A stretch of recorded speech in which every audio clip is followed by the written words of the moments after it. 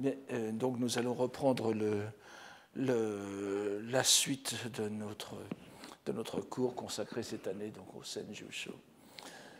Et nous allons faire un petit tour d'horizon de la poésie religieuse de Saigyo.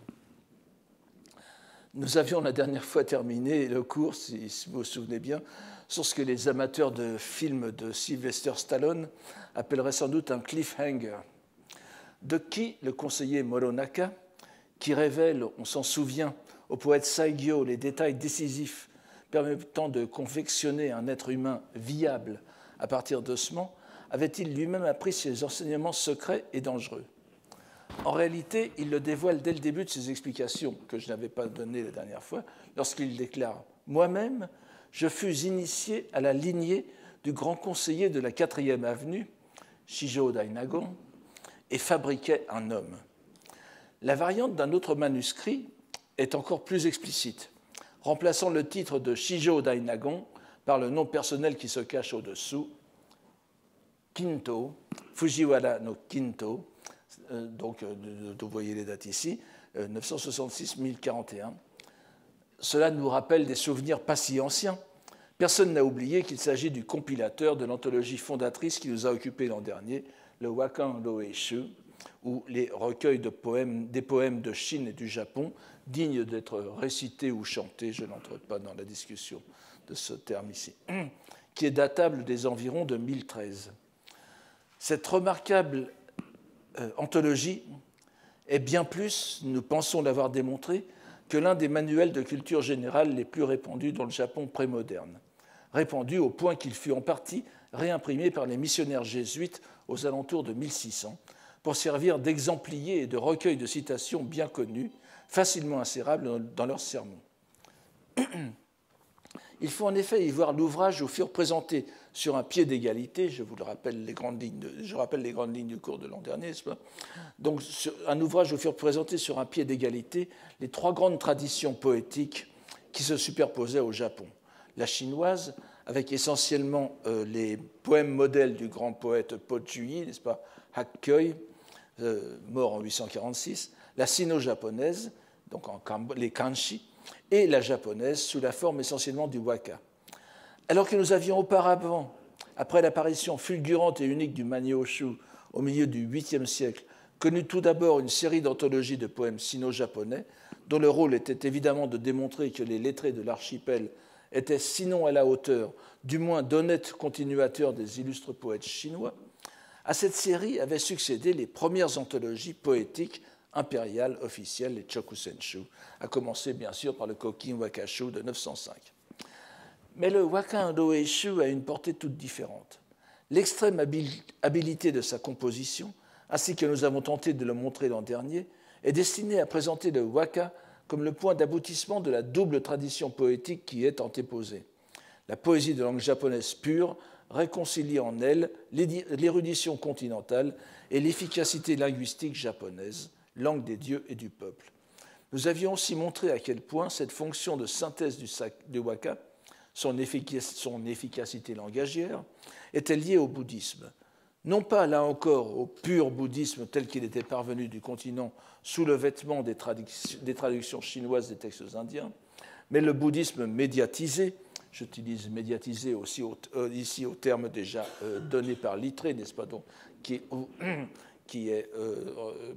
passe par un intermédiaire, le bouddhisme médiatisé par les divinités traditionnelles japonaises, qui sont les émanations des entités fondamentales que sont les Bouddhas et Bodhisattvas. C'est la théorie du Honji Suijaku, n'est-ce pas? Je ne reviens pas. Nous en parlons constamment, donc vous connaissez bien donc, les bases originelles et les émanations vestigielles.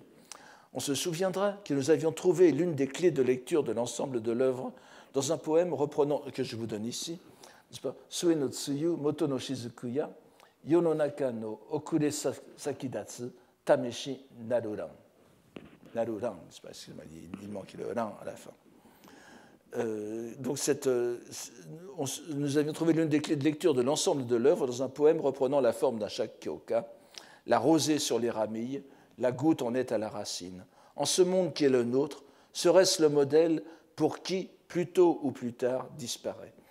C'est donc sous le signe de l'incité dite de parfaite égalité de la racine et de l'extrémité, Hon Matsuku Kyoto, vous vous souvenez que c'est l'un de nos derniers cours de l'an dernier, qui était placé ce recueil.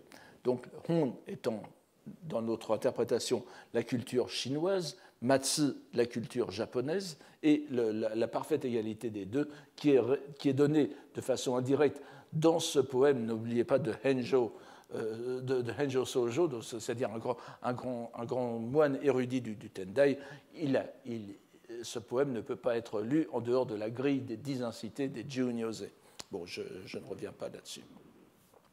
Nous avions aussi remarqué que pour plusieurs commentateurs médiévaux, alors que le Wakan no Eishu ne saurait à première vue être tenu pour un texte religieux, il était considéré pour ces commentateurs comme transmettant les 3 enseignements, Sankyo, le bouddhisme d'une part, la doctrine interne, Naikyo, n'est-ce pas, Uchi no Oshie, et d'autre part les doctrines externes, Gekyo, Soto no Oshie, que sont le confucianisme, mais aussi le taoïsme.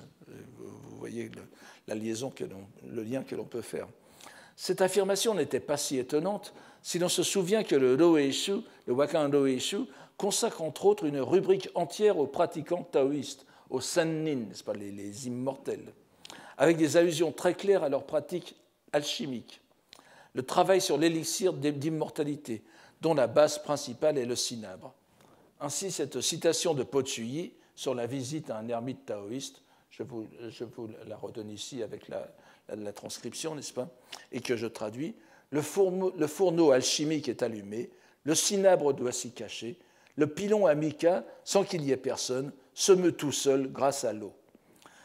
De l'élixir d'immortalité à la fabrication d'une sorte de zombie, donc, le pas est important et il n'y a pas de continuité, comme en atteste la rareté de tels épisodes.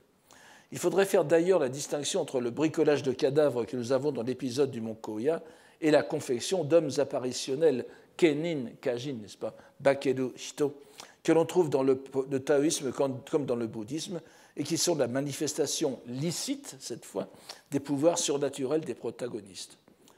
Remarquons encore, mais vous voyez qu'il y a quand même une atmosphère d'alchimie taoïste qui peut facilement sombrer dans l'illicite, et il y a une continuité.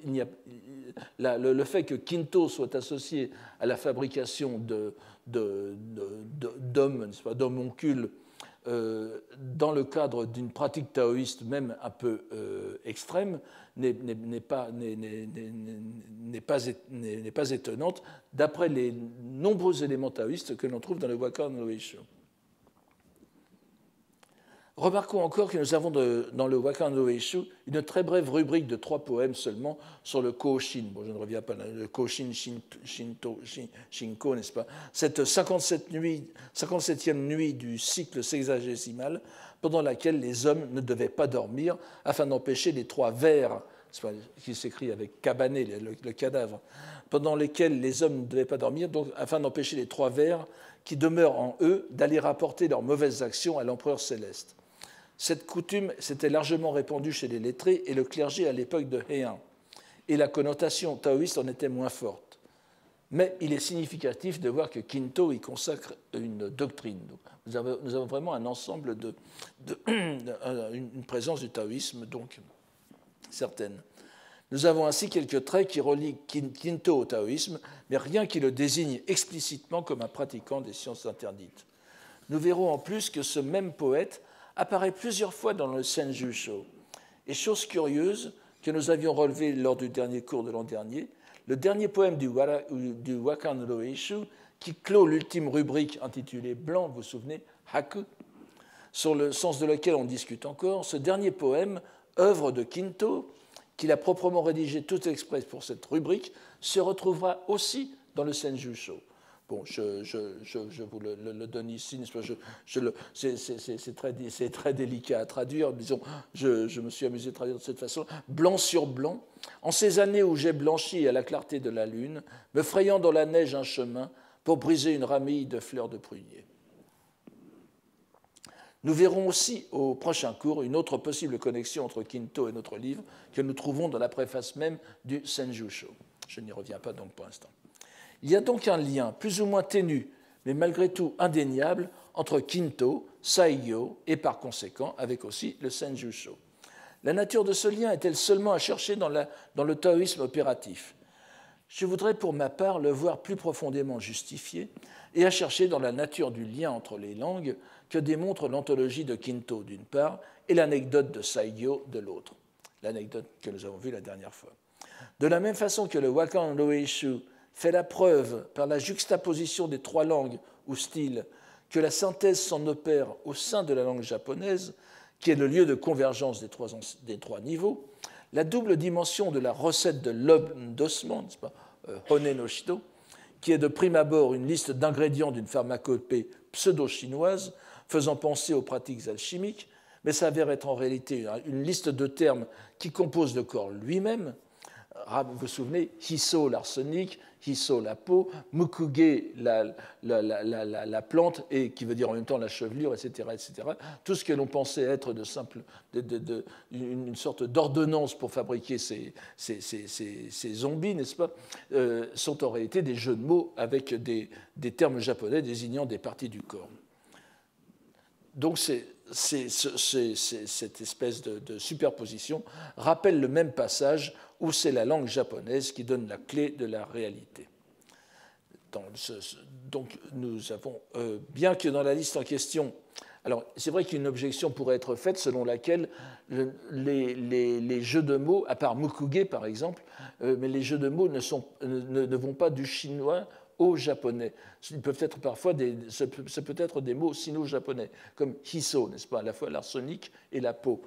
Mais je pense que l'important ici, dans cette histoire, c'est le sens qu'ils ont dans la langue japonaise ordinaire. Et si vous vous souvenez, enfin, je ne pense pas vous avoir donné, nous avons vu le texte chinois, le texte japonais, mais je n'ai pas insisté là-dessus. Par exemple, le mot hiso, arsenic, sur les manuscrits, il est souvent écrit en hiragana, ce qui laisse la porte ouverte aux deux interprétations. Donc, Kindo serait présenté, bien que de façon indirecte, et en tant que poète et compilateur du Wakan no Eishu, comme le garant du fait linguistique qui s'accomplit dans le Senjusho. Ce lien nous invitera donc à redoubler de vigilance quant au rôle de la poésie dans la narration qui va se déployer devant nous. Telle sera donc l'une de nos hypothèses de lecture au cours de cette année. Mais avant que d'aborder la lecture même du Senjusho, il convient bien sûr que nous dessinions l'image de son protagoniste, qui est en même temps l'auteur supposé du texte, le poète Saigyo.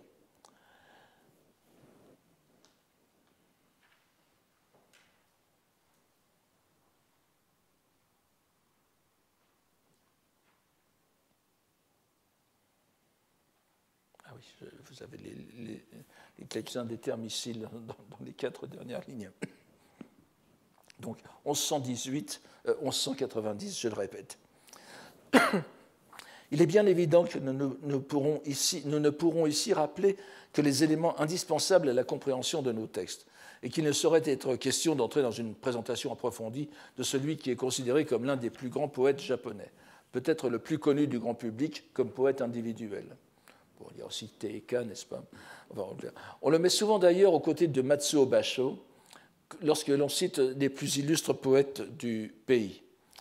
L'un des Basho qui n'a rien à voir, enfin, encore que vous savez que le Okuno Hosomichi, la santé étroite du bout du monde, comme l'a traduit René Siffert, de Basho, est censé être un voyage fait par le poète donc, du XVIIe siècle sur les traces de Saigyo. Il y a quand même un lien entre les deux. L'un des autres grands poètes qui lui fut légèrement postérieur était Teika, Fujiwara Teika, n'est-ce pas? Je ne l'ai pas donné, qui est né en 1162 et mort en 1241, qui, adolescent, reçut ses encouragements à la création poétique. Il fut d'ailleurs inclus, Saigyo, dans l'anthologie dite le Ogura Hyakunin Isshu, n'est-ce pas, les 200 poètes, un poème, comme disait Siffert aussi, René Siffert, qui est compilé par Teika lui-même. Et il est donc désormais connu au Japon avant tout par le poème qui est inclus dans le Hyakunin Isshu, dont on peut dire qu'il peut surprendre sous le pinceau d'un moine, puisqu'on parle, n'est-ce pas, de Kakochi Gao Nado. Je traduis ce poème. Est-ce la lune? Donc, ça chante à la fois l'amour et la rancune, donc ce qui est un peu paradoxal pour un moine. Mais est-ce la lune qui a voulu me plonger dans le chagrin d'amour? C'est mono homoasu, n'est-ce pas? C'est penser à des choses, et en particulier à mon amour malheureux. Donc, est-ce la lune qui a voulu me plonger dans le chagrin d'amour? En larmes, je la contemple, plein de rancune. C'est donc le poème de Saigyo qui est contenu dans le Hyakunin Isshu et par lequel il est diffusé dans tous les foyers japonais maintenant depuis 7 siècles.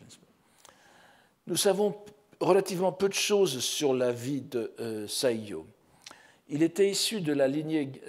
pour ce que je me permets de renvoyer ceux que cela intéresse au très pratique Saigyo Zenkashu, n'est-ce pas, la collection complète des poèmes de Saigyo, édité dans la collection Iwanami Bunko, qui est toute récente, une édition toute récente de 2013, faite par M.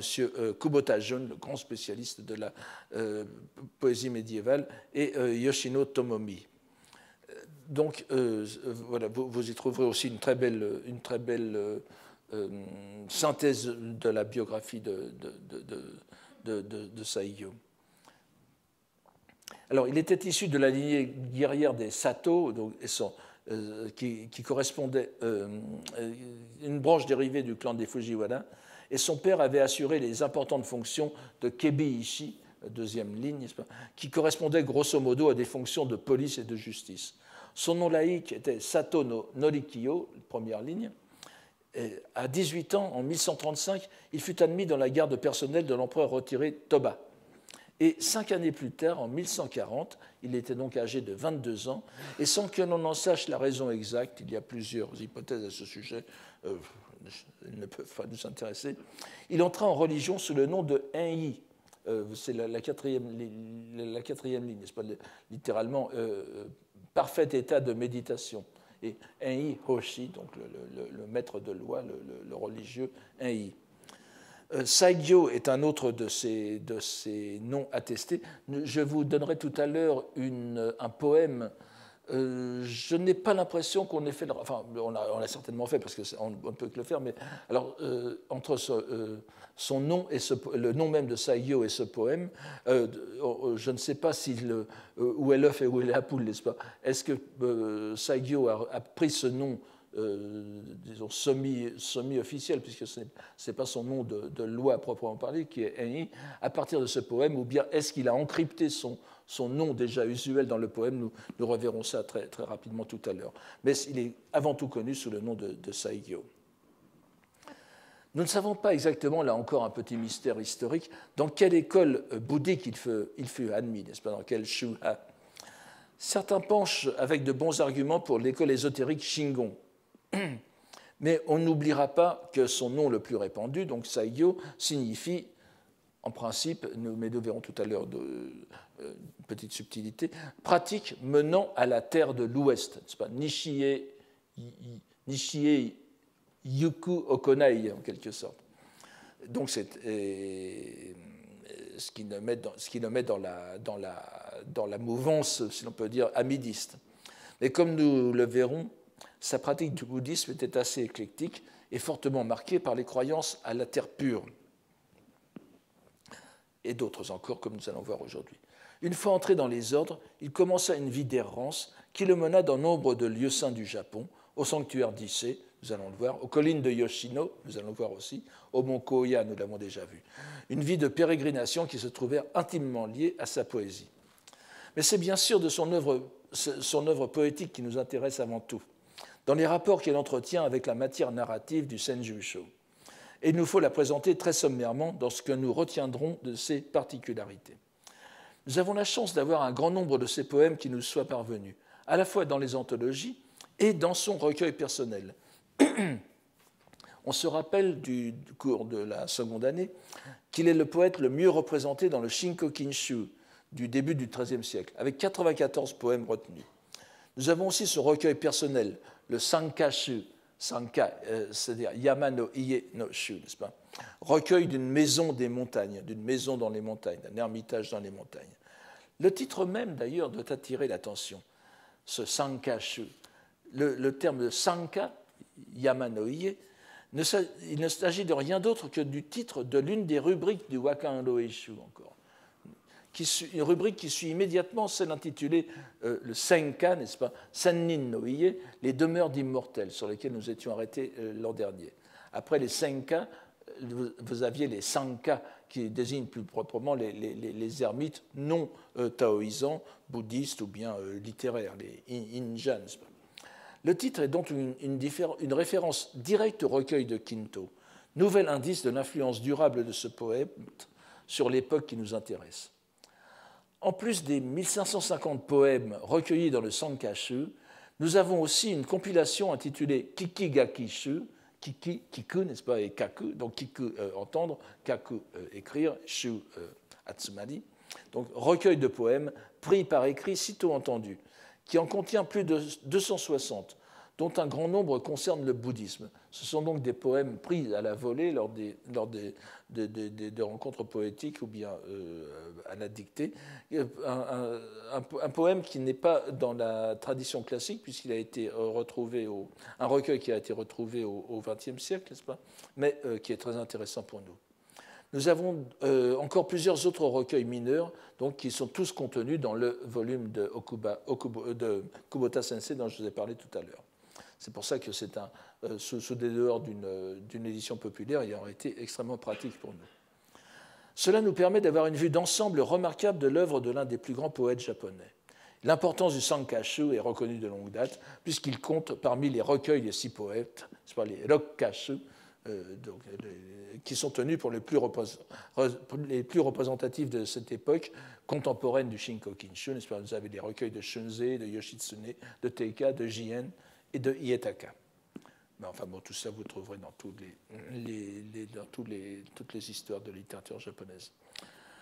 Lors du cours consacré aux poèmes sur les dieux, nous avions lu un certain nombre de ces poèmes de Saigyo, où nous avions trouvé déjà l'illustration des idées bien connues sur le Honji Suijaku, donc les bases originelles et les traces descendues, portées à un degré singulier de subtilité poétique et doctrinale. Rappelons-en quelques-uns avec de nouveaux développements. Le pèlerinage d'Issé, du sanctuaire d'Issé, joue un rôle notable dans la poésie de Saigyo.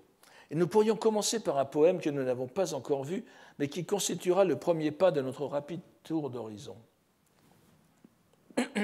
Il s'agit du poème qui ouvre le Mimosusogawa Utaawase, ce que vous avez ici au début, n'est-ce pas? Mimosusogawa Utaawase, donc un pseudo-concours poétique, c'est un concours où il est tout seul, n'est-ce pas, un peu comme dans la chanson de Renaud sur la bande de jeunes. Il fait un concours poétique où il adopte plusieurs identités et classe lui-même ses poèmes.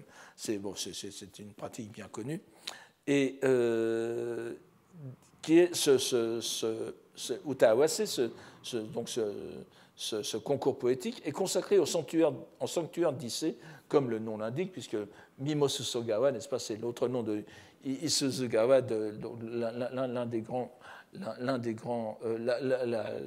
une rivière qui traverse le sanctuaire d'Issé et qui est le symbole même d'Issé, le symbole poétique du sanctuaire.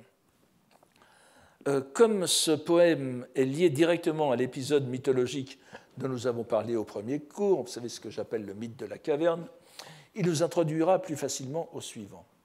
Alors, voici le poème, vous l'avez ici, n'est-ce pas? Iwato Akeshi Amatsumi Koto no Sonokami ni Sakura Otadeka Ue Hajimeken.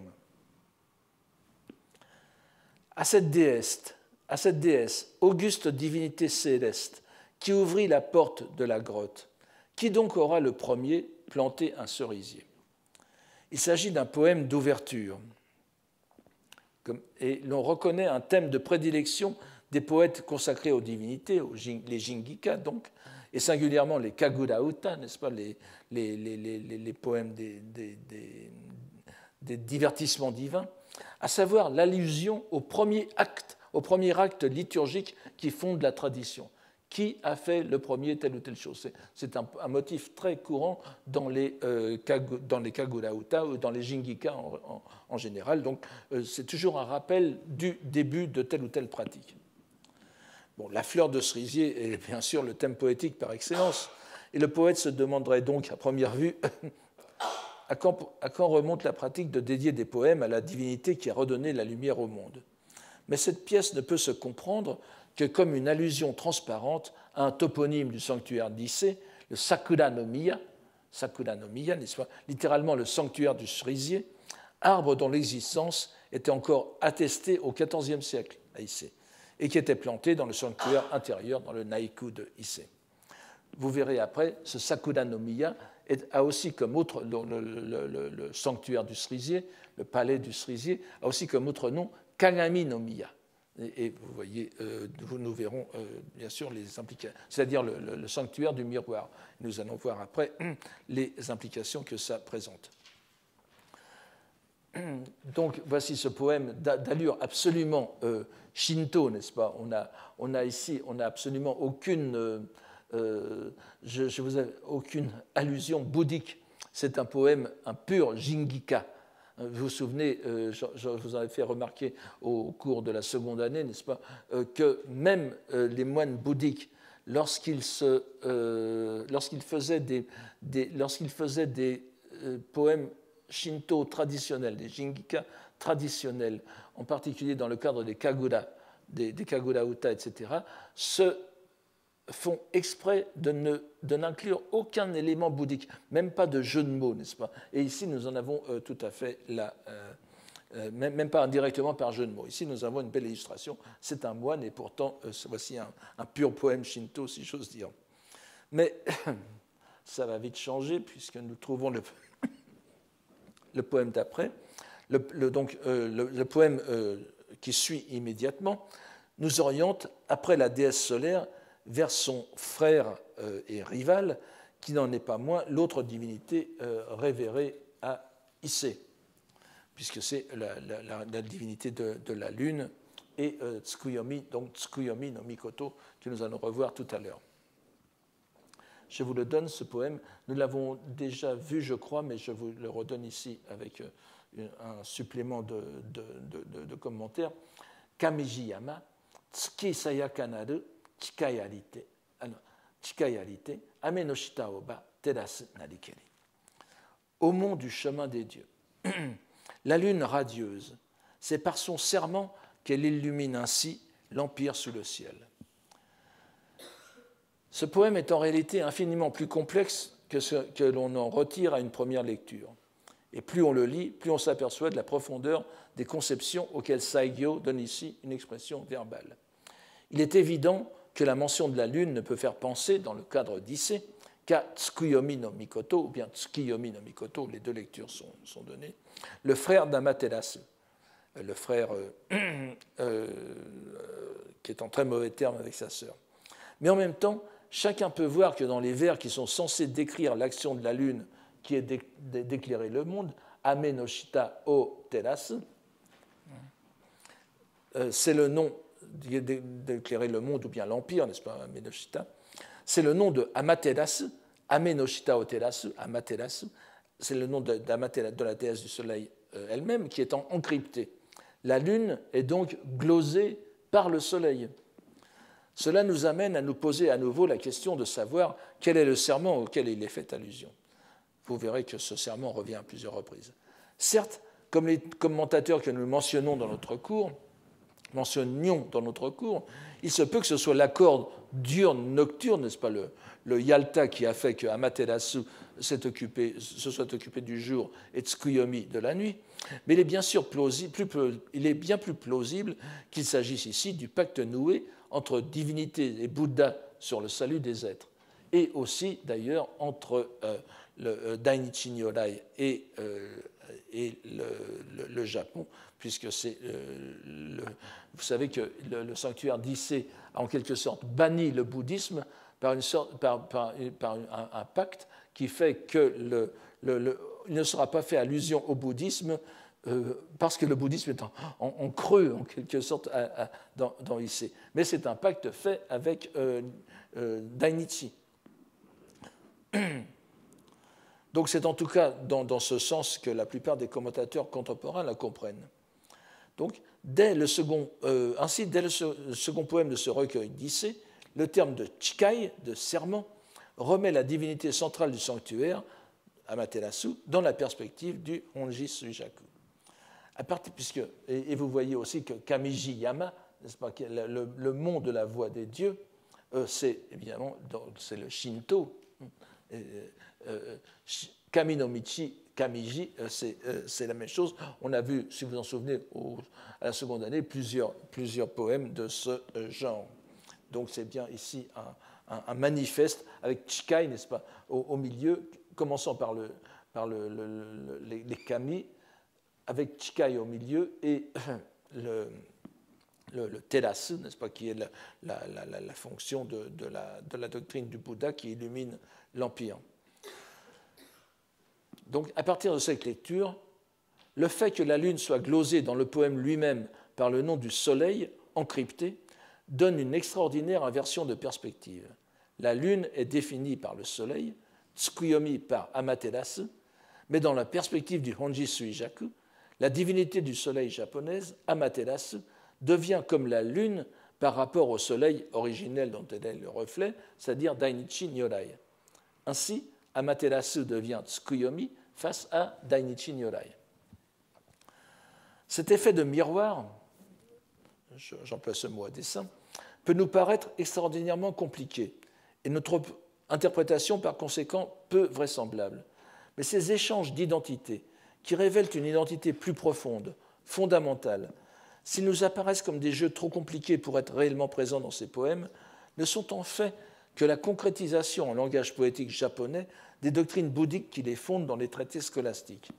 Nous ne pouvons bien sûr nous y arrêter ici, et nous nous contenterons de rappeler que dans la pensée des deux écoles qui dominent la pensée de Heian et du début de Kamakura, le Tendai et le Shingon, cette idée de l'identification qui s'exprime par le caractère soku, sunawachi, n'est-ce pas, soku, comme dans Bonno Soku Bodai, etc., n'est-ce pas. Par ce caractère soku s'exprime l'identification des différents niveaux de l'existence. En premier lieu, celle du phénoménal et de l'absolu, dont le corollaire est bien sûr le Honji Suijaku. Le jeu de miroir de ce waka de Saigyo n'a donc rien d'invraisemblable. Il est au contraire appliqué aux différents niveaux de la divinité solaire. C'est au contraire donc appliqué aux différents niveaux de la divinité solaire la mise en langue japonaise du dogme, du gi, n'est-ce pas, de l'identification. On nous permettra de poursuivre notre lecture du début de cette série poétique sur le sanctuaire d'Issei, qui nous donnera en un rapide tour d'horizon une idée du monde religieux de Saigyo. Le troisième poème, qui fait couple avec le quatrième, et est donc dans le même rapport que les deux précédents, nous ramène au cerisier. Je vous le donne ici, n'est-ce pas? Kamikaze ni kokoro yasukuzo makasetsuru. Sakura no miya no hana no sakari o. Au vent des dieux. Kamikaze ni makasu, n'est-ce pas? Au vent des dieux, le cœur en paix, nous les avons confiés. Du sanctuaire des cerisiers, les fleurs en leur splendeur. Ce premier poème pose donc la nature phénoménale japonaise en sa relation avec les divinités locales, les kami, localisées en ce sanctuaire du cerisier, Sakura no Miya. Mais dans le même couple, n'est-ce pas, nous avons... Alors vous voyez que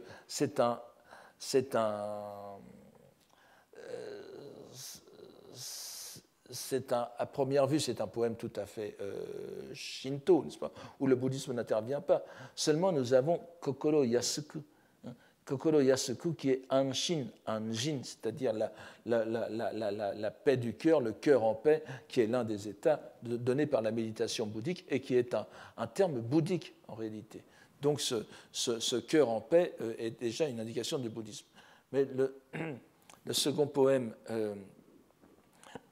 et va nous donner l'autre niveau. Vous voyez, encore une fois, comme tout à l'heure, nous avons un poème de base, Shinto, et un poème qui amène cette base au niveau supérieur. Le second poème, donc, il suit le mouvement du tour précédent et nous fait passer du niveau des divinités à celui de leur base originelle, les Honjin. Donc, Sayaka naru washi no takane no kumoi yori, kage wa yawaraguru, important, n'est-ce pas, tsukuyomi no mori. Alors, mori, faites attention au caractère yashiro. Ici, bon, je vous donne le texte tel qu'il est donné dans l'édition de M. Kubota, n'est-ce pas, et vous avez donc cette graphie. Donc, clair et radieux, du ciel des nuages, au pic des aigles, il adoucit sa lumière au bois de Tsukuyomi. Ce poème a été déjà présenté dans le cours sur les Jingika, et nous n'avons pas à nous y attarder, si ce n'est pour attirer l'attention sur un subtil changement à l'avant-dernier vers, apporté ici par le poète à l'expression bien connue Wako Dojin, vous vous souvenez, Hikari o yawaragete chirin ni dozu, adoucir sa lumière pour se mêler à la poussière, pour s'assimiler à la poussière. Donc la première partie peut être lue donc Hikari o yawaragu, adoucir sa lumière, ainsi qu'on le trouve souvent exprimé dans les waka. Ici, Hikari, lumière, est remplacé par kage, reflet. C'est pas Hikari o yawaragu, c'est pas Hikari o yawaragu, c'est kage o yawaragu. La lumière du Bouddha, telle qu'elle est apparue lors de la révélation du lotus, est adoucie dans le sanctuaire du dieu de la lune, Tsukuyomi, frère de la déesse du soleil. C'est ici le passage du soleil à la lune qui est métaphore du principe d'adoucissement de la lumière. Et vous verrez à quel point ces jeux ont un rôle important chez Saigyo. Il faut savoir en plus que le Sakura no Miya du poème précédent a comme autre nom Kagami no Miya, ou sanctuaire du miroir. Le premier poème associait étroitement le cerisier au mythe primordial de l'ouverture de la caverne, où le miroir, on s'en souvient, jouait un rôle important, car dans la plupart des versions du mythe, c'est en apercevant son propre reflet dans le miroir disposé devant la grotte que la déesse Amaterasu est incitée à sortir complètement, permettant au dieu de fermer définitivement la porte rocheuse. Le remplacement de Hikari par Kage nous met donc plus précisément que dans la locution habituelle et d'une façon plus poétique aussi, car le mot Hikari est bien moins utilisé dans les poèmes japonais, devant une représentation localisée du Honji Suijaku. Le terme Kage résonne évidemment plus profondément avec Tsuki, la lune, que Hikari. N'oubliez pas, Kage, c'est le reflet, c'est la lumière reflétée. Ce quatrième poème, donc, en mettant en opération l'image du miroir, qui est l'autre nom du sanctuaire du cerisier, vient prolonger et parfaire le poème 2, numéro 2, auquel il est étroitement lié, ainsi que le montre la présence du même mot descriptif, Sayaka naru, clair et pur, dans les deux poèmes, et dont nous avons vu qu'en son sens profond, il identifiait les deux divinités solaires et lunaires. Elles se trouvent cette fois remises dans le rapport plus classique, ces deux divinités, entre la base originelle et son émanation, ou ses émanations.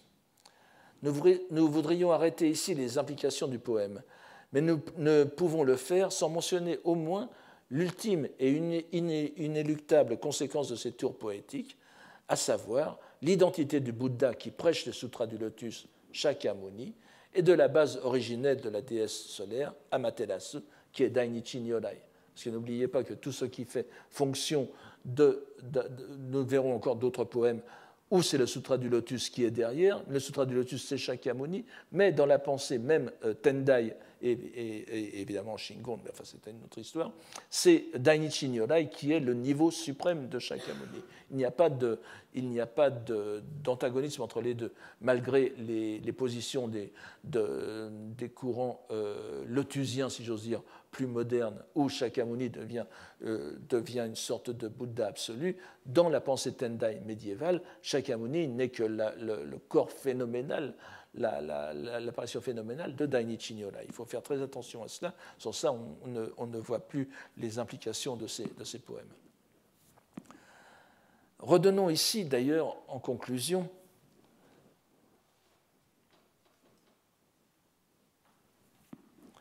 Je ne vous ai pas donné le texte, mais ça ne fait rien, je vais simplement vous le lire. Donc, redonnons ici encore en conclusion le magnifique poème de Jien qui vient dans la rubrique des poèmes sur les divinités de le Jingika, donc du Shinko Kinshu, en 11e position dans une série de 16 poèmes consacrés à Issei. Et je vous donne ce poème de Jien parce qu'il vient immédiatement après deux des poèmes de Saigyo que nous venons de voir, le poème qui commence par Kamijiyama et celui sur Sayaka Nado. Il nous propose une autre vision d'émanation divine.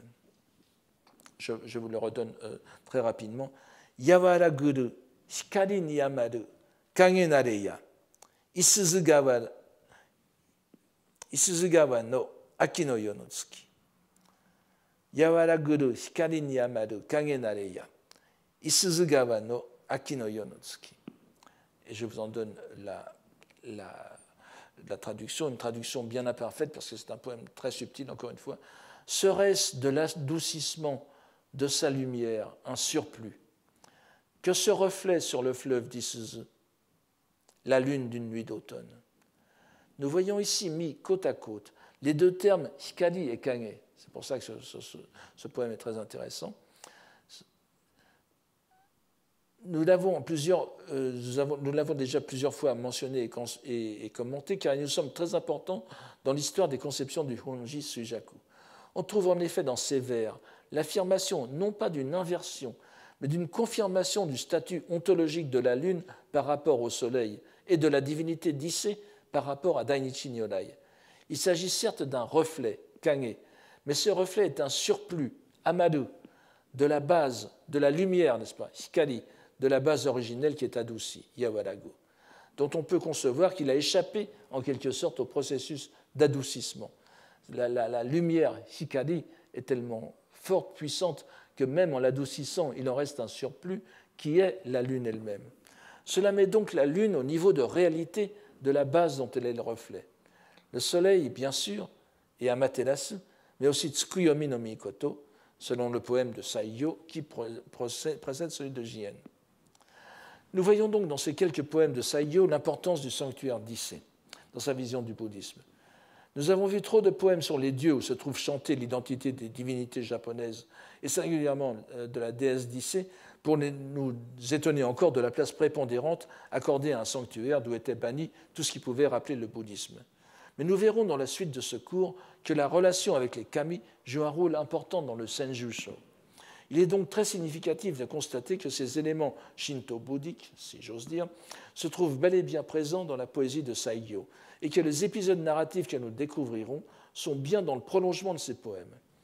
Dans le recueil majeur de notre poète, le Sankashu, le livre 3 contient entre autres une centurie,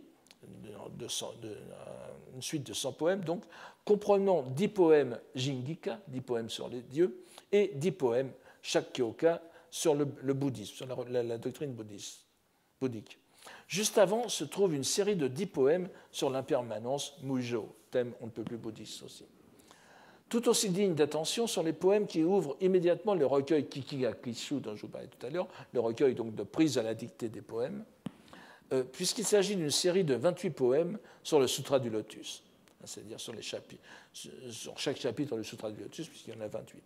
Et ils sont suivis de plusieurs poèmes consacrés au Sutra du cœur, au Sutra des Midas, ainsi qu'une chaîne de poèmes sur diverses citations de textes bouddhiques.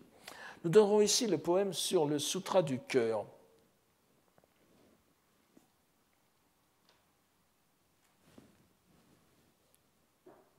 Excusez-moi, ça c'était le poème de... Je vous donne ici le poème de Jien de tout à l'heure, n'est-ce pas? Je vous laisse le lire. Et nous donnerons ensuite le poème sur le Sutra du cœur, car il nous rappellera à quel point c'est un autre sutra qui domine en réalité la pensée de Saigyo. Voici le poème sur le Shingyo, n'est-ce pas, Hanya Shingyo de Saigyo. Hana no iro ni kokoro o somenu kono haru ya makoto no nori no mi wa musubu beki.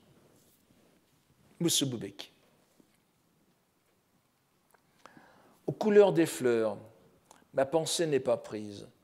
Sera-ce ce printemps que de la loi réelle, les fruits se formeront. Le lien avec le Sutra du cœur est très ténu. Seul le mot Ido le rappelle. Ido, Shiki, n'est-ce pas? Shiki Sokuzeku.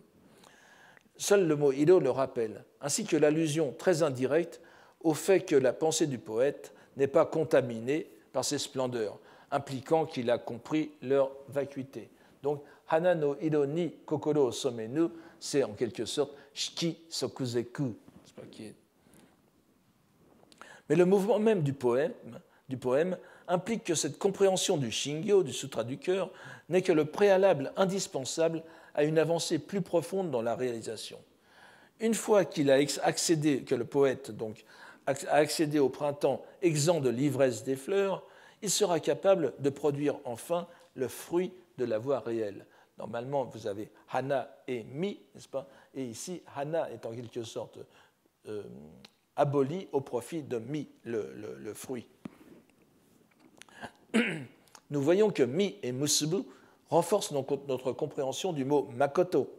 N'oubliez pas que Makoto s'écrit avec le même caractère que Mi, Minori, n'est-ce pas, Jitsu, que nous avons au dernier vers ici. Et ce caractère de Makoto est la traduction en réalité du terme réel de la loi bouddhique, c'est la loi, le Saddharma, n'est-ce pas, qu'on traduit souvent par Shoho ou Myoho, la voie correcte, signifie en réalité la voie, le bon dharma, la bonne loi, et le bon en tant qu'il est réel, Sat, n'est-ce pas? Et ce Makoto est, comme nous l'avons vu plusieurs fois, c'est la traduction du Jisso, n'est-ce pas? L'aspect réel, c'est-à-dire la réalité qui est l'un des dogmes du Sutra du Lotus. Je ne reviens plus sur ce terme que nous avons suffisamment vu, mais que nous devons toujours garder à l'esprit en lisant ces poèmes. Ainsi, après avoir saisi la vacuité du visible, Shiki Fuiku, le visible n'est pas différent de la vacuité, le poète peut progresser jusqu'à la compréhension du réel, Jitsu, qui ne peut être que la doctrine du lotus. Nous pouvons en passant, à ce propos, évoquer un poème où se trouve aussi encrypté le nom même de Saigyo, bien évidemment d'inspiration amidiste, ce que l'on ne saurait remettre en question. Nous allons cependant voir que ce poème semble indiquer que cet accès à la terre pure passe aussi par un intermédiaire lotusien. Voici ce poème. Chikayarite, negawan kunie yuku beku wa nishi no kado yori satori hiraken. Alors vous voyez tout de suite, n'est-ce pas, Nishi, vous avez Yuku et Nishi Yuku étant Gyo et Nishi Sai Gyo. Que par son serment, il soit possible d'aller au royaume de mes voeux. Par la porte de l'ouest, j'en aurai pleine compréhension. Satori Hiraken. Satoru. Nous reviendrons là-dessus aussi. C'est le poème central d'une suite de trois poèmes consacrés, après le Sutra des Sens Innombrables, au Sutra des 1000 mains, Senjukyo. Senjukyo. Vous voyez, je vous donne le titre complet en dessous. Ce sutra, souvent appelé aussi Senju Daranikyo, a pour titre complet une chaîne de composés que nous pouvons rendre comme Sutra de la Dharani de la grande compassion sans obstacle, ample et parfaite, du Bodhisattva Avalokiteshvara aux 1000 bras et 1000 yeux. Vous l'avez ici, n'est-ce pas? Senju Sengen, Ganzeon Bosatsu, Ko Daien Mamuge Dai Hiji Daranikyo. Hishin Daranikyo. Cette très longue dharani, plus connue comme sous le titre de Formule de la grande compassion, Daihiju, n'est-ce pas? Daihiju, le jeu de Noroi, qui fait plusieurs pages de texte, est censé avoir été exposé par le Kanzeon Bosatsu, la personnalité centrale du chapitre 25 du Sutra du Lotus. Le serment auquel il est encore fait allusion ici n'est pas le même que celui que nous avons vu pour Issei, mais c'est celui que fait Kannon de protéger les êtres qui la réciteront, cette dharani. On remarquera qu'il n'y a guère d'éléments amidistes dans ce sutra, mais c'est évidemment le fait que cette formule soit récitée par Kannon qui fait sa valeur salvifique et permet l'accès à la terre pure de l'Ouest. Il y a une superposition du serment de Kannon et des serments d'Amida, Vous savez que Gan Negao implique souvent les vœux que fait le Bouddha Amida de sauver les êtres. Et cette superposition mène au nom de Saigyo tel qu'il est ici encrypté. Nous voyons donc dans ce poème se concentrer 3 courants bouddhiques: la terre pure avec l'allusion à l'ouest, la piété lotusienne avec Kangon, et, gardons-nous de l'oublier, l'ésotérisme, car cette dharani a également été tenue en grande estime dans l'école Shingon. Et on la traduit d'ailleurs souvent par mantra, ce qui est un peu abusif, mais vous savez qu'il y a une certaine ambiguïté entre les deux dénominations. Mais c'est vrai que les dharani dans la sensibilité bouddhique japonaise sont plutôt l'apanage de l'ésotérisme. Dans la série de 10 poèmes sur les dieux, des Jingika, donc du Sankashu,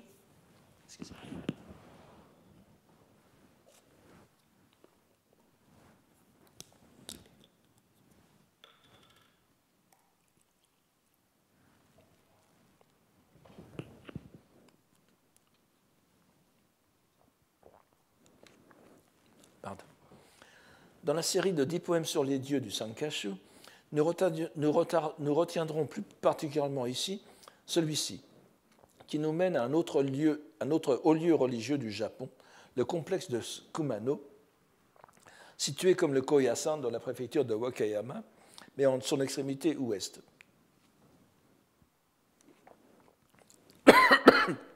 Le Koya se trouvant à l'est.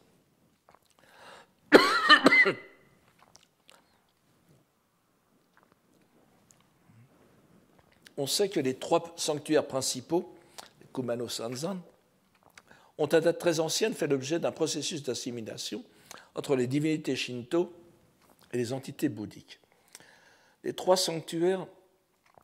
Excusez-moi, je vais prendre encore un verre d'eau.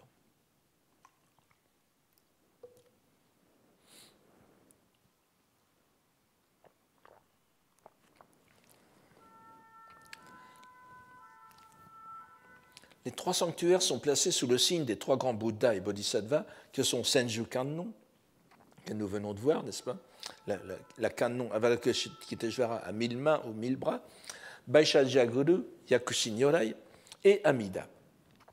Ce poème est donc intéressant en ce qu'il présente réunis plusieurs éléments qui définissent la pratique religieuse de Saigyo.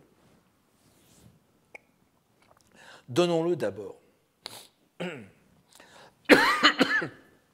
Aratanaru Kumano Mode no Shirushi Oba, Kori no Kori ni Ubeki Narikeri.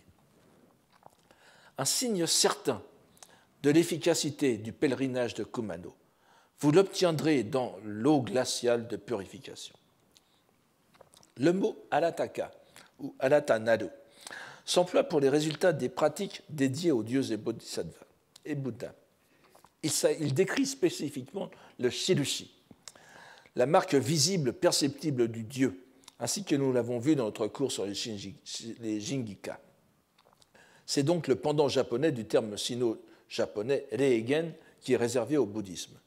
Le kori, je vous en donne une image ici, le kori, qui est un terme à première vue sino-japonais, mais qui a un sens propre en japonais, a un sens propre au japonais, est la pratique qui consiste à se baigner dans l'eau froide d'une chute d'eau le plus souvent, mais cela peut être aussi la mer ou toute autre source aquatique, afin de se débarrasser des souillures provoquées par ces péchés ou écarts de conduite. On sait que c'est un rituel courant dans le Shugendo, par exemple. J'attire votre attention que le mot kori, qui est ici, vous voyez, avec aka, écrit avec, au 4e vers, avec aka et hanaru, est un terme qui ne se trouve pas tel quel en chinois. La plupart des commentateurs japonais l'expliquent par un composé sino-japonais fait au Japon. Mais à mon sens, il ne s'agit pas d'un composé sino-japonais, mais du déverbal du verbe koru, n'est-ce pas, kotte, etc., qui veut dire s'absorber dans quelque chose. Donc c'est une pratique dans laquelle on s'absorbe, et donc kori, et Et à partir de ce déverbal, donc d'un mot purement japonais, on a plaqué 2 caractères chinois qui conviennent parfaitement au sens de se débarrasser des souillures. Enfin, bon, vous voyez, c'est encore une fois, cela appelle la nécessité d'un bon dictionnaire étymologique du japonais. Il s'agit en tout cas d'un poème qui correspond bien à la pratique érémitique que l'on prête à Saigyo, où se mêlent le bouddhisme et la visite aux lieux saints shinto-bouddhiques, autant qu'aux lieux exclusivement shinto. Le terme de shirushi, ce signe concret accordé par les divinités et qui est avant tout, l'on s'en souvient, le sentiment lumineux, comme on disait autrefois en histoire des religions, de leur présence, nous fournit un bon témoignage de ce que cherchait le moine poète dans ses pérégrinations. Nous terminerons ce bref tour de la poésie religieuse de Saigyo par ses 28 poèmes sur le lotus, dont nous ne pourrons voir bien sûr que quelques pièces. Une remarque d'ensemble sur le vocabulaire, non seulement de ces 28 poèmes, mais des poèmes religieux de Saigyo en général, est la fréquence, une remarque que l'on peut faire, est la fréquence chez lui du verbe satoru, ou de son déverbal satori. On l'a déjà vu tout à l'heure. La coutume qui s'est imposée dans les langues occidentales de ne pas traduire ce terme et d'en faire une sorte d'absolu transcendantal n'en favorise pas la compréhension, justement. Comme beaucoup de termes religieux importants, il est à l'origine d'usage courant, presque banal. Il est relié à l'adjectif satoshi, qui signifie aussi bien intelligent, éveillé, ingamba, dirait-on en italien. Le terme dérivé signifie d'abord comprendre, avant de désigner le fait d'accéder à l'éveil. C'est donc une très bonne traduction, en réalité en japonais, du mot sanskrit bodhi et de la racine sanskrite bud, n'est-ce pas, au sens de s'éveiller et comprendre. Et de même que du sino-japonais kaku, sameru, pour l'éveil. Le fait que Saigyo semble l'utiliser avec prédilection, malgré la forte composante amidiste, c'est-à-dire fidéiste de sa poésie, il y a en quelque sorte un antagonisme, n'est-ce pas, je dois le souligner, entre le terme de satoru et l'amidisme, puisque dans l'amidisme, on ne cherche pas à comprendre, mais on se remet entièrement à la foi et on se remet à l'autre, n'est-ce pas, à la force de l'autre, tadiki, etc. Alors que satoru implique une sensibilité religieuse tout à fait différente. Mais en tout cas, donc, le fait que la prédilection que semble montrer Saigyo pour ce terme montre la richesse de sa sensibilité bouddhique. Et le verbe satoru convient très bien à un objet comme minori, n'est-ce pas, la loi réelle, makoto no nori. C'est un indice supplémentaire de la triple structure de sa pensée, lotusienne, amidiste et ésotérique. Voyons donc quelques-uns de ses poèmes sur le lotus. Nous commencerons par celui qui concerne le chapitre 2 sur les expériences saladifiques. À partir de la citation scripturaire que je vous donne en première ligne, c'est que les Shobutsu Seizon, n'est-ce pas, c'est que les éveillés vénérés du monde n'apparaissent au monde qu'en raison d'une unique grande œuvre, Ichidaiji, no innen no yueni. Alors, à partir, donc la grande œuvre, j'y reviens tout à l'heure. Je vous donne d'abord le poème. Donc, Amanohara, kumofuki harau, kazenaku wa, idedeya yamamu, yamanoha no tsuki. Dans la plaine du ciel, si n'était le vent qui balaye les nuages, resterait-elle sans surgir, la lune à la crête des monts? Nous ne pouvons que répéter ici l'interprétation de M. Kubota, qui est parfaite. Le vent est le vent de la sagesse des Bouddhas, puisque, évidemment, il faut lire ce poème en accord avec le contexte du Sutra du Lotus qu'il est censé expliciter. Le vent est le vent de la sagesse des Bouddhas, telle qu'elle apparaît dans leur prédication du Lotus. Et cette prédication du Lotus, qui a pour but, n'est-ce pas, le Ichidaiji, le but fondamental de cette poésie, c'est de faire pénétrer les êtres dans le savoir et la vision d'éveillé, ce qu'on appelle Butchiken, n'est-ce pas, Hotokeo no Chi, c'est-à-dire shiru, le verbe shiru, et miru, n'est-ce pas, dans le savoir et la vision d'éveillé, que nous pouvons considérer ici comme une sorte d'homonyme de l'éveil. La lune est métaphore de l'éveil, bien sûr, nous le savons bien. La lune est métaphore soit du Bouddha, soit de la pensée éveillée, dans les poèmes bouddhiques. Et ce poème d'apparence familière explicite l'œuvre des Bouddhas en notre monde, en la mettant sous le signe de la sagesse et donc du terme de Satori, terme qu'utilise M. Kubota d'ailleurs, qui a tout de suite lu le mot Satori dans ce poème. Le poème sur le chapitre 4, Croire et comprendre, le Shingehon, n'est-ce pas, du chapitre 4 du Sutra du Lotus, qui raconte l'histoire de l'enfant prodigue, la parabole de l'enfant prodigue, comme on l'a souvent rapproché de la parabole de l'évangile de Luc, n'est-ce pas. Et vous savez que c'est un jeune homme qui quitte la maison et qui reste si longtemps dans la misère qu'il en oublie complètement ses origines, et la façon dont son père peu à peu le fait revenir à son identité première. Et donc c'est dans cette sous la citation qui est l'enfant pauvre, n'est-ce pas, Goji ici, Qiongzi en chinois. Donc c'est au moment où l'enfant pauvre entendit ces mots de son père, il se réjouit grandement comme jamais auparavant. Je n'entre pas dans les détails de ma traduction de Tokumizo, ce n'est pas le moment.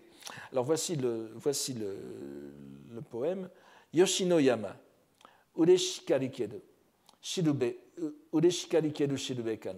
sarade wa oku no hana o mimashia. Au monde Yoshino, quelle joie d'avoir un tel guide.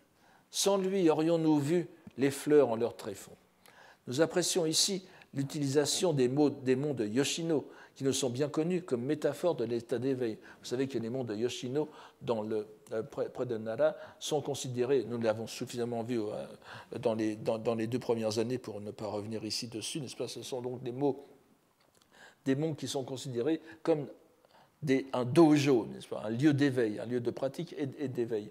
Et les moines, les poètes qui vont chanter les sakura, les fleurs de cerisier au printemps à Yoshino, sont considérés eux-mêmes comme des ermites en quelque sorte, et se destinent à l'éveil. Il n'y a pas ici, vous remarquerez, la présence de ce que l'on trouve très souvent dans les poèmes qui se réfèrent à Yoshino, l'allusion à l'illusion d'optique, n'est-ce pas? Les cerisiers de Yoshino peuvent être pris pour de la neige, en quelque sorte. Et paradoxalement, ce lieu d'éveil qu'est Yoshino est aussi un lieu où l'on peut se tromper sur l'interprétation des choses. Et le fait d'avoir compris ce que sont les fleurs de Yoshino est une sorte de manifestation, de shirushi, pourrait-on dire, de l'éveil. Alors, pour le chapitre 6 sur l'annonciation, Jukihon, n'est-ce pas, l'annonce faite par le Bouddha à ses disciples, qu'un jour, même ses auditeurs, n'est-ce pas, c'est-à-dire les shomon, donc les gens du petit véhicule, un jour ils deviendront pleinement Bouddha du grand véhicule. Donc ce chapitre, le poème de Saiyo mérite aussi d'être mentionné en raison d'un détail révélateur sur sa sensibilité amidiste et de son jeu bitemporel, si j'ose dire. Sous la citation, donc, dans un âge à venir, ils obtiendront tous de devenir Bouddha, en parlant de ses disciples, n'est-ce pas? Midaise ni oite kotongotoku jobutsu oen. Le poème dit Osozakura, miru bekari keru chigiri areya, hana no sakari wa sugi ni keredomo. Les cerisiers tardifs, c'est sans doute parce qu'il y eut, enfin, c'est parce qu'il y eut la promesse que nous les verrions, alors que de la fleur la splendeur est déjà passée. Donc les cerisiers tardifs, c'est parce qu'il y a eu cette promesse que nous les verrions, alors que de la fleur la splendeur est déjà passée. Nous ne serons pas surpris de ce que la fleur de cerisier soit métaphore de la fleur de lotus. On l'a vu trop souvent pour nous en étonner. Mais nous voyons clairement ici comment l'amidisme, caractérisé par les croyances en la fin de la loi, Mappo, influe en retour sur la lecture qu'a Saiyo de l'annonciation lotusienne. L'âge de la loi correcte est désormais révolu. La lecture du sutra est comme la contemplation des cerisiers tardifs. Osozakura, ici, c'est le lotus. Et cette annonciation, le Chigiri Areya, est une annonciation en quelque sorte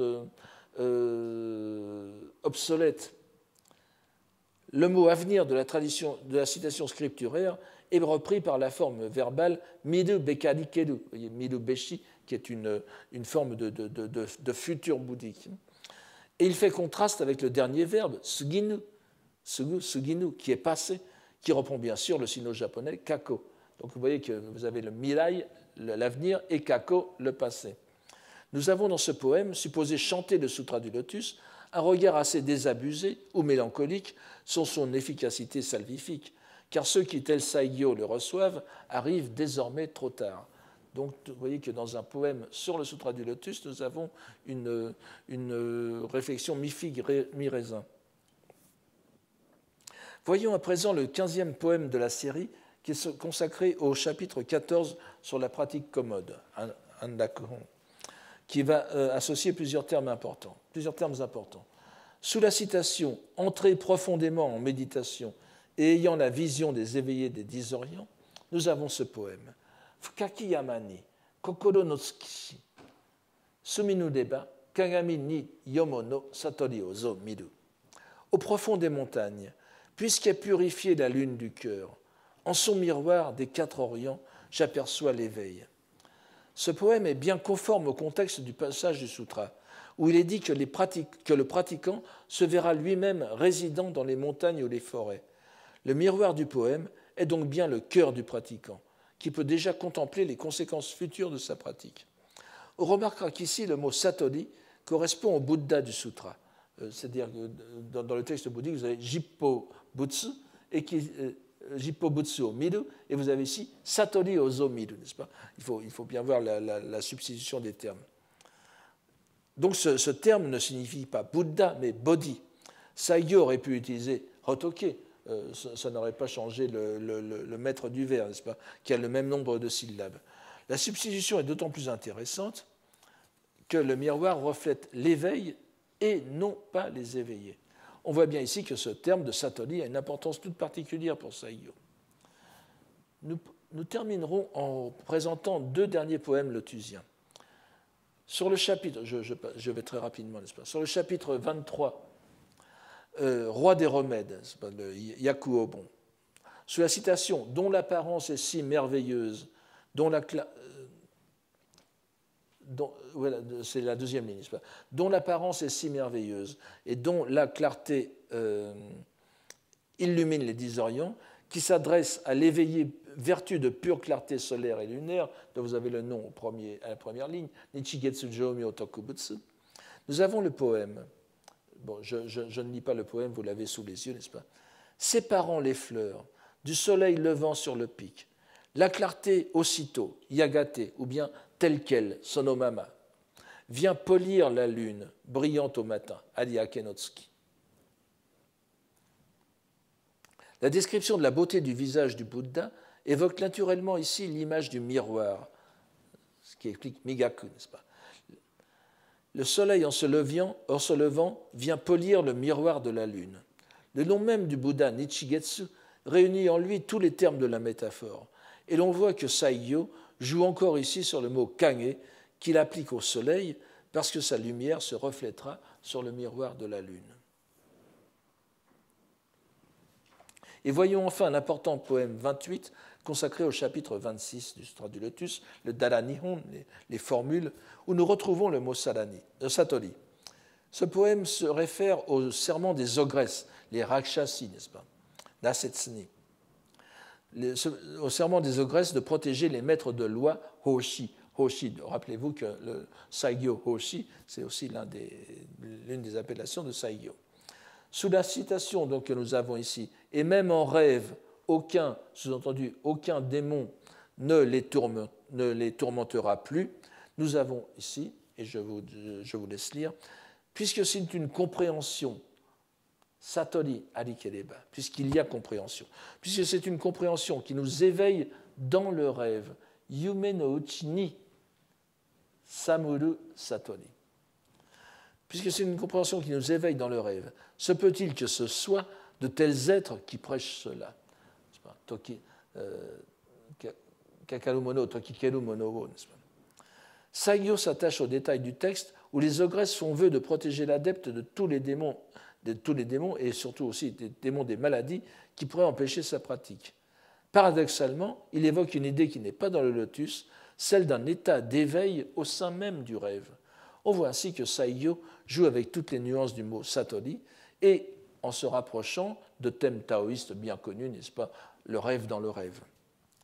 Est-ce qu'on est éveillé dans le rêve? Rêve-t-on qu'on est éveillé, etc. Voici donc très, très rapidement le tour de quelques thèmes de la poésie religieuse de Saigyo qui nous serviront de repère pour la suite de notre enquête. Et vous voyez que malgré la forte dimension amidiste de sa poésie, que nous avons même au sein de la poésie lotusienne, il y a une insistance sur le terme de satori qui est tout à fait particulière. Et n'oubliez pas, derrière tout cela, les dalani, l'importance des dalani, donc des formules magiques. Voilà, la prochaine fois, nous ferons une présentation d'ensemble du Senjusho avant d'attaquer les narrations même, et je vous remercie pour aujourd'hui.